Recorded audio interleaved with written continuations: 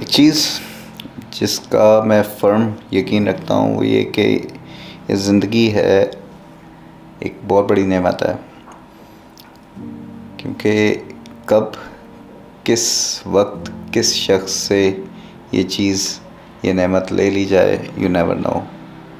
ज़रूरी नहीं है कि आप एक सर्टन एज को पहुँच के ही आपकी लाइफ एंड होगी, पहले भी हो सकती है। I just lost my elder brother और आउट ऑफ टर्न, उसकी अभी यानी उम्र ही नहीं थी, लेकिन चला गया। रोज़ाना हम देखते हैं हादसात ऐसे होते हैं जहाँ पे आपकी गलती भी नहीं होती, बट लाइफ ख़त्म हो जाती है, एंड ऑफ स्टोरी। तो जब तक आपकी ज़िंदगी है अपने हिसाब से जिएं और इसको मीनिंगफुल बनाएं। You have that control.